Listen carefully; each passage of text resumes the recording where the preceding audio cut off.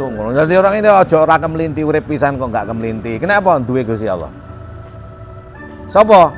Apa jimatmu, andalanmu Kanjeng Nabi? Ngono ae lho wis. Lho, aku yang duwe bos aku. Sapa? Kanjeng Nabi. Bos lebih besar lagi. Allah.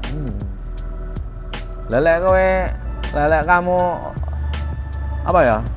Merasa dirian ya lemes kamu, enggak sehat. Tenang aja menghadapi apa? Ada Kanjeng Nabi. Sholawat membereskan segalanya. Istighfar, Allah mengampuni beres semuanya. Kul in kuntum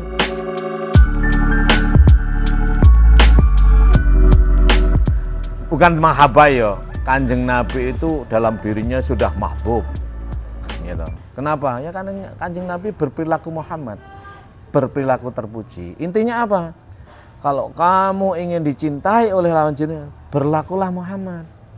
Ya. Apa itu? Dadi wong sing bener, sidik. Jadilah yang amanah, ojo khianah. Jadilah orang yang jujur. Jadilah orang yang cerdas. Gak ono wong wedok gak seneng sama kamu. Masya kamu sugih tapi lolak-lolok. Orang yang cerdas, sing pede maksudnya. Apa? Sing apa? Self confident ya. Sing kemelinti. Asline wong wedok ora seneng karo wong alim-alim sing ngene, ora kena digayani. Asline. Iya bener enggak? Iya. Cewek itu senengane sing cowok sing apa? Maco, sing apa? Ya, tentu sing sugih duwe. Iya pasti itu, pasti. Karena enggak sugih rapat ganteng enggak apa-apa. Tapi dadi wong apik, sing ganteng nanti. Syukur lek ganteng guys. Jadi wong sing jujur, sidik ya bener, amanah ojo khianat. Jadi wong sing jujur apa adanya. Lek seneng ngomong seneng. Ojo maksiatul qalbi bahasa saya itu. Apa maksiatul qalbi itu? Atimu seneng ning ngomongnya enggak.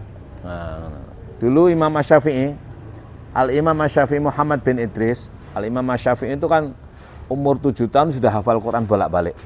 Hafal Quran itu bukan hanya dari depan ke belakang, tapi dari minal jinnati wanas terus sampai bismillah dulu coba. Saking cerdasnya. Sampai ketika berguru pada Imam Malik karena Imam Syafi'i itu bukan orang kaya ya. Sehingga enggak punya pulpen, enggak punya buku. Nyatat apa? Supaya kelihatan nyata seperti murid-murid yang lain yang sudah tua-tua, dia itu nyatat pakai orang nyatet itu, cek ketok nyatet, semua mencatat terus dia, ya namanya guru ya tersinggung Imam Malik. Tapi tersinggungnya Imam Malik karena orang yang alim dan arif, tentu memperlakukannya beda. Syafi'i, Muhammad, ya Muhammad, isyrah ma al-qaid, masalah, gitu. Misalnya loh, kalau begitu, Muhammad bin Idris Syafi'i. Jelaskan apa yang saya sampaikan. Apa? Semua yang disampaikan oleh gurunya dijelaskan. Bahkan yang belum dijelaskan pun dalam buku dijelaskan oleh Asy-Syafi'i. Bahkan syarahnya Asy-Syafi'i ini melebihi syarah Imam Malik. Kaget Imam Malik. Ini bocah edan iki ngono. Nah, ini bocah gendeng iki. Cilik kok perlu sadurunge winarah cara bahasa kita ya. Nanti ada kajian dirosa, ada kajian wirsa. Wah, akhirnya susu yang ngerepoti gitu loh. Namanya kalau ada murid pewin terlimpat tuh kan guru juga hati-hati tau. Terus daripada ngerepoti terus diumumkan aja. Imam Syafi'i ini boleh beristihad atas dirinya. Dan fatwa-fatwanya boleh diikuti oleh siapapun. Artinya apa? Al-Imam Asy-Syafi'i ini adalah mujtahid mutlak. Itu yang mengumumkan gurunya. Imam Malik, ya diumumkan. Pada usia 14 tahun, dia walaupun begitu sudah pulang kan, di Hijaz, sudah jarang ngaji. Pada usia 14 tahun masih ngaji juga, kadang-kadang ngaji, kadang enggak. Pada bulan Ramadan, ngaji bersama Imam Malik. Dia makan kurma itu loh, teman-teman para ini murid-murid yang hebat-hebat itu nyawang semua. Ini gimana bocah cilik ini?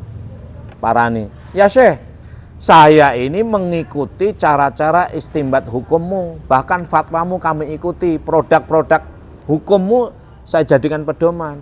Lah kok ente enggak poso? Ini kan Ramadan. Nah, Dijawab enteng aja sama Asy-Syafi'i. Bahwa saya baru berusia 14 tahun.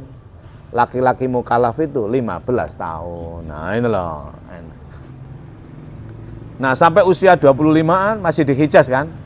Maka produk-produk yang disampaikan oleh Al-Imam Asy-Syafi'i ini disebut dengan qaul qadim. Apa? Qaul qadim, formulasi Hijaz. Mekah Madinah itu dulu namanya Hijaz. Sebutannya Hijazi. Sekarang menjadi Saudi. Menjadi Saudi setelah dikuasai oleh Ali Saud ya. Dulu namanya Hijaz sebutannya. Ketika Asy-Syafi'i dewasa, pindah ke Kairo kan, Mesir. Saya sering ke situ dulu, sering bermalam di makamnya Asy-Syafi'i. Pindah di Mesir ini, orang Mesir ada tradisi, orang Mesir itu ada kebiasaan kalau menyanjung orang itu selangit. Kalau ada orang baik itu, orang alim disanjung sampai nemen-nemen. Sebaliknya kalau ada orang itu, kalau mereka ingin menghinakan itu juga serendah-rendahnya. Sampai ngilok-ngilok. Di jalan-jalan itu biasa gitu. Lah Asy-Syafi'i itu begitu datang itu langsung disanjung, sanjung. Ya Syekh, pokoknya kamu ini hebat, ini udah gini. Apa jawaban Asy-Syafi'i? Aku biasa aja sama dengan ente kok. Nah, ini yang disebut dengan maksiatul qalbi, hatimu seneng, mulutmu enggak seneng. Sama dengan kita kalau bertamu ya, minum napa jenengan? Mboten usah repot-repot, padahal berharap loh. Nah, itu kasih minum, entene napa ngoten ngono ngomong apa ono. Kan sering begitu. Nah, itu enggak namanya maksiatul qalbi, mengingkari apa yang dalam hati. Asy-Syafi'i ketika disanjung itu seneng, tapi ingin tawaduk maksudnya, ngomong biasa. Tahu ini apa? Asy-Syafi'i ketika berada di Mesir itu gundah gulana hidupnya. Ya apa ya kok banyak hafalan saya yang hilang. Terus hidupku selalu kok sedih sering. Akhirnya dia datang pada gurunya namanya Waqi' kan?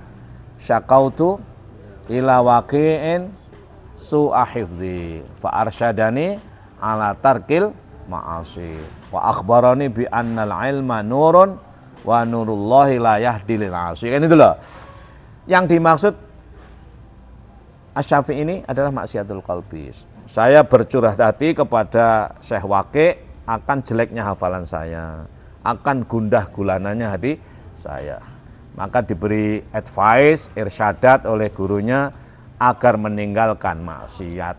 Yang dimaksud maksiatul qalbi, kamu harus tahu bahwa ilmu itu cahaya. Cahaya tidak bisa menembus kalau kamu maksiat, berarti maksiatul qalbi. Nek kon seneng ya ngomong seneng ngono. Kon cinta enggak sama, misalnya cinta aku ya. Gengsi sebenarnya masih banyak sih pilihan. Alah ora usah ngono wis. Aku seneng ngono. Kono ya seneng padha ae. Jare cintamu mek aku tok ora ono ngono kowe. Wong lanang iki akeh lho. Kowe dihapusi kan. Ya. Cintaku hanya dirimu, kamu hanya tercantik sedunia ini, bohong itu. Tapi kamu harus mau dibohongi itu loh. Kalau nggak mau dibohongin. Kalau jujur sebenarnya kan ya akeh nggak ya? Akeh. Ya sementara ini yang aku cintai kamu. Kan modhe wong wedok yang muni ngono. Wong wedok gayane orang yang paling ganteng kan Mas Faisal Gombal. Akeh liyane. Kamu ya aja tersinggung lek dek ngomong apa ngono. Padha iku ganteng lho. Main bola banyak yang ganteng toh. Pemain bola, pemain basket itu lebih menarik pada istrimu daripada kamu gitu. Enggak apa-apa, tapi kan enggak melok duwe. Nah, enggak apa-apa, itu biasa aja. Itu pemain voli yang cewek-cewek lebih seksi daripada istri kita ya. Nah, tapi kan kita enggak bisa menikmati, hanya bisa mandang doang kan. Dosa enggak mandang gitu? Ya tergantung kamu. Maksiat tuh nang atimu kan. Lelek atimu mikir, tapi mikirnya salah, filsafatmu tidak tepat, dosa kamu. Tapi kalau kamu nikmati sebagai anugerah Allah, ya toh, ya tambah pahala noh. Lah iya toh, loh tergantung. Makanya filsafat gandeng tasawuf ini nanti orang nggak bisa jatuh pada dosa. Lek wong goblok lho sing gampang dosa itu. Apa? Mergo nggak mikir. Makanya kita bertasawuf nggak boleh menvonis orang, wong kuwi lho lek ning kono gak dosa, durung mesti kuwi. Kecuali lek minum-minum lho ya. Atau berzina jelas. Lek kumpul karo wong ayu-ayu durung mesti malah ya Allah. Ada orang yang berkumpul dengan cewek-cewek buka aurat tuh malah zikir gitu loh. Astagfirullah. Malah pahala kan berarti? Lek kumpul karo wong apik-apik ya lali Gusti Allah kok lah. Sama dengan Gus Dur mencontohkan ada sopir gendeng itu. Supirnya sing masuk surga duluan ya, gitu. Sopir bis, supirnya ini jelek. Satu itu yang di belakang itu podo astagfirullah takut mati supir gila mabukin masuk surga. Kenapa? Ya gara-gara dia itu orang-orang jadi baik semua itu loh. Lah. Guyon. Ya, guyon. Ya. Jadi nikmat. Jadi iman, ilmu, nikmat. Yang keempat takwa. Takwa dalam dada. Takwa dengan baju takwa tidak sama. Takwa itu fenomena batin, bukan fenomena zahir. Siapa bertakwa yang tahu dirimu. Apa takwa itu? Anugerah Allah pada diri setiap manusia, fungsinya taat. Kamu itu taat apa maksiat? Takwamu mengatakan, akui maksiat, akui. Nah, kamu aja, nggak usah orang lain. Kalau kamu hanya terjebak pada fenomena zahir, kamu bisa ditipu. Wah, gue ngomong takwa. Apa? Pakai. Nanti bajingan pun bisa pakai begitu. Gitu. Nah, makanya takwa itu dalam dadamu yang tahu dirimu. Terhadap orang lain gimana ya? Anggap apik kabeh. Selama tidak berbuat jahat, orang itu baik.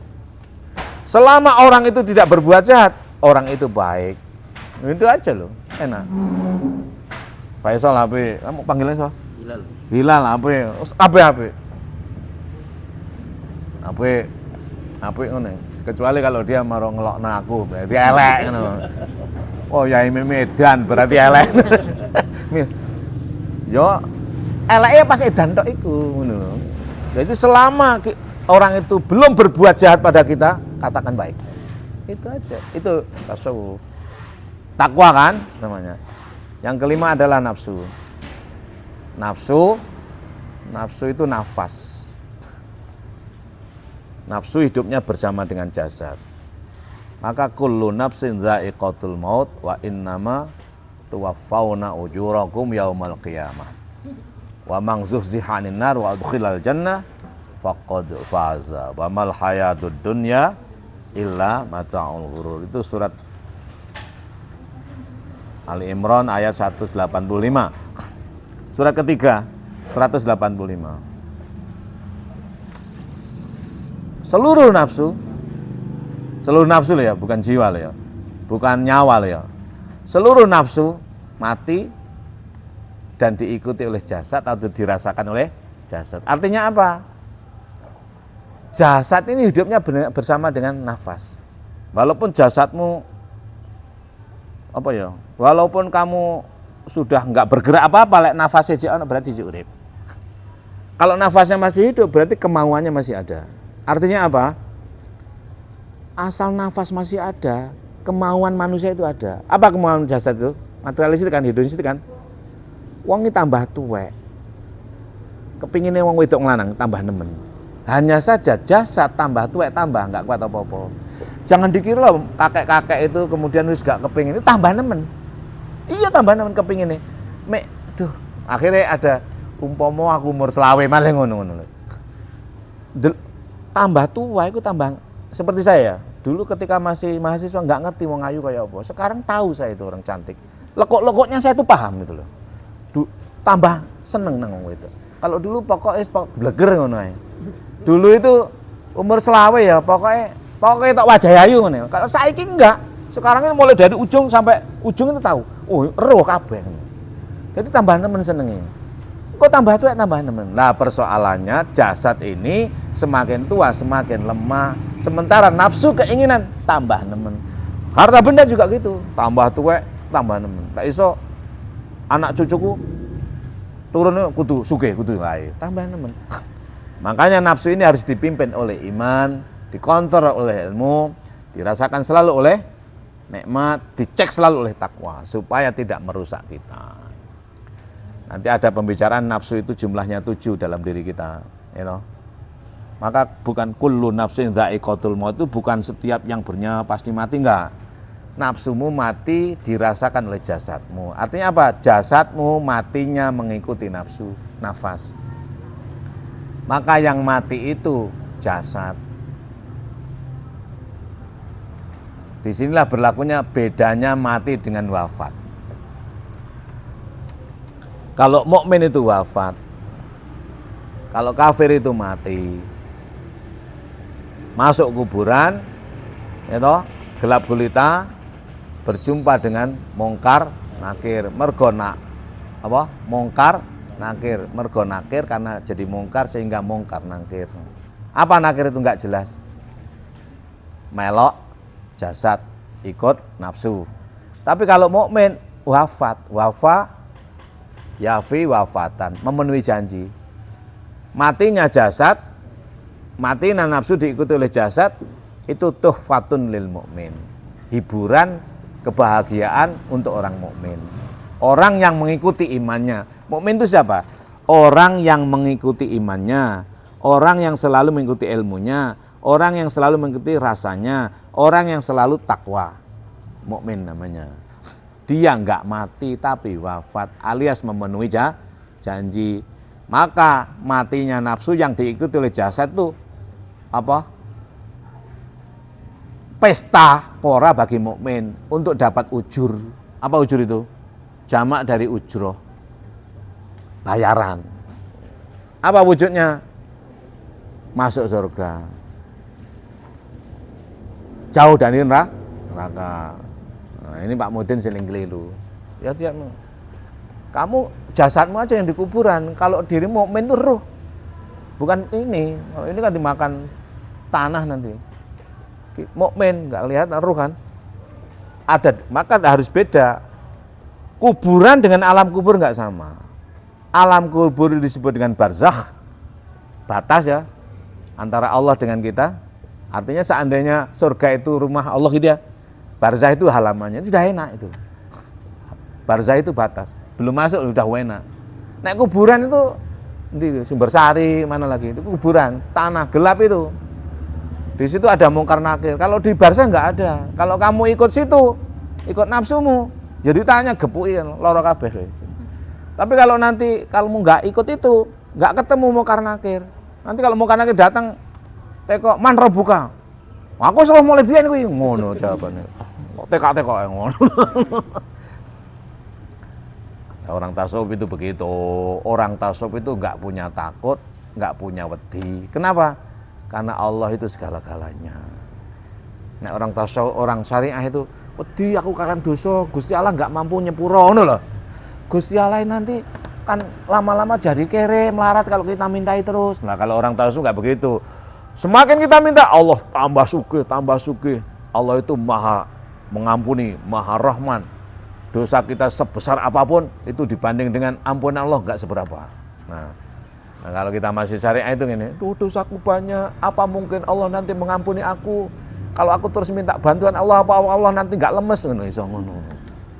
Padahal kalau tasawuf itu udah yakin, wa'bud rabbaka hatta ya'tiyakal yakin. Pengabdianmu itu harus melahirkan puncaknya keyakinan seyakin-yakinnya bahwa Allah itu sekuala-kualanya itu loh. Itu dalam surat ke-15 ayat terakhir. Surat ke-15 itu surat Al-Hijr ya. Ayatnya 99 berarti terakhir. Terakhir 99. Oh. Berapa menit, Mas? Ini ceramah umum sih.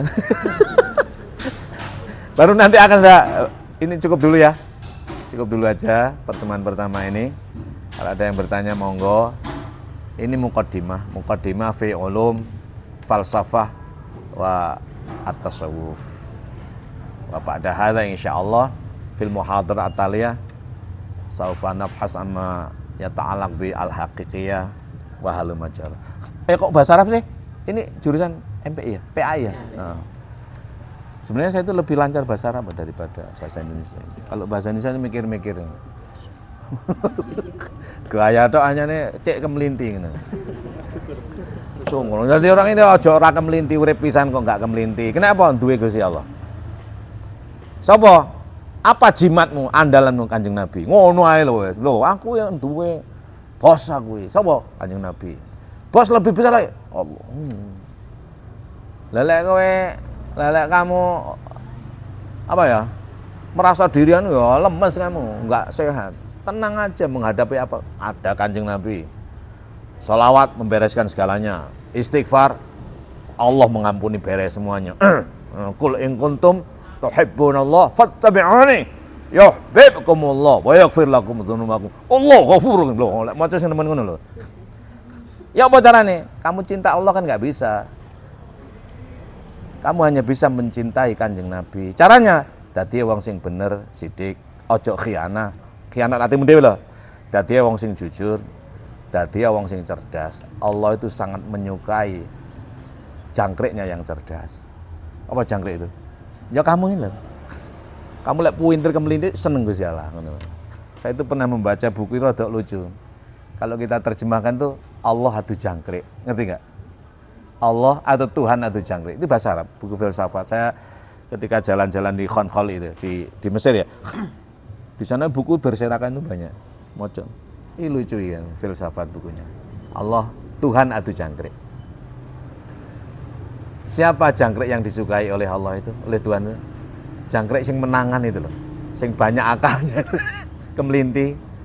Kalau kamu punya ayam jago misalnya. Tahu nggak ayam jago? Yang kamu sukai sing apa? Sing banyak akalnya sing menangan kan? Itu loh, suka itu. Ya kabeh disukai. Ya. Kamu cinta Allah itu tidak bisa. Kamu hanya bisa mencintai Rasul. Caranya gimana?